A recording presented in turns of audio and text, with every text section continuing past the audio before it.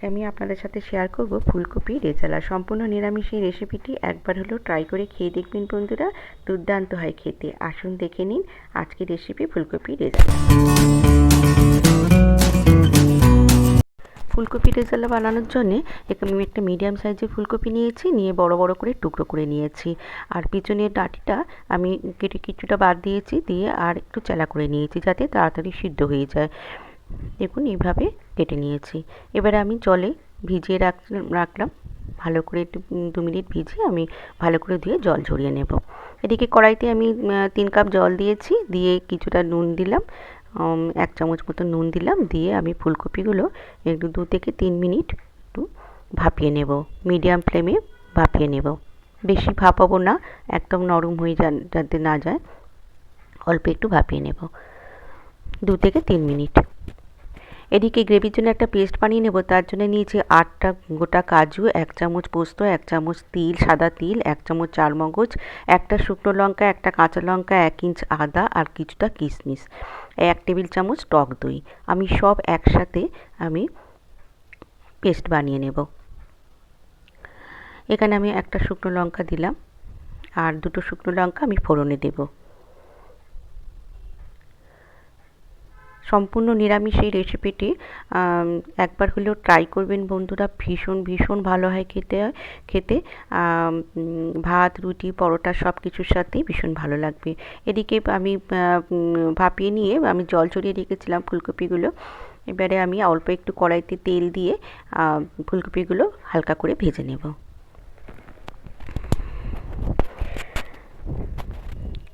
দেখুন ভেজে নিয়েছি। এবারে ওই কড়াইতে আরও কিছুটা সাদা তেল অ্যাড করলাম, করে আর 2 চামচের মতন আমি ঘি দিয়ে দিলাম। আপনারা চাইলে শুধু ঘিয়েও রান্নাটা করতে পারেন। আর 2টো শুকনো লঙ্কা ফোড়ন দিলাম, আর গোটা গরম মশলা মধ্যে 1 টুকরো জয়িত্রী একটু গুঁড়ো করে, হাত দিয়ে একটু গুঁড়ো করে দিয়ে দিলাম। আর দিলাম ডালচিনি, 3-4টে লবঙ্গ, আর দিলাম 4টে গোলমরিচ, গোটা গোলমরিচ, আর 2টো এলাচ একটু ভেঙে দিয়ে দিলাম, দিয়ে একটু ভেজে নেব। নিয়ে ফোড়নের একটা সুন্দর গন্ধ বেরোলে আমি যে পেস্টটা বানিয়েছি এই পেস্টটা দিয়ে দিলাম। আপনারা চাইলে টক দইটা পরেও দিতে পারেন, আমি পেস্টের সাথেই টক দইটা একেবারে পেস্ট বানিয়ে নিয়েছি। সমানে নাড়তে হবে, কারণ যেহেতু কাজু আছে বসে যাবে, কড়াইতে ধরে যাবে, তাই সমানে নাড়তে হবে। নাড়তে নাড়তে দেখুন সুন্দর এক তেল ছেড়ে এসেছে। এবারে আমি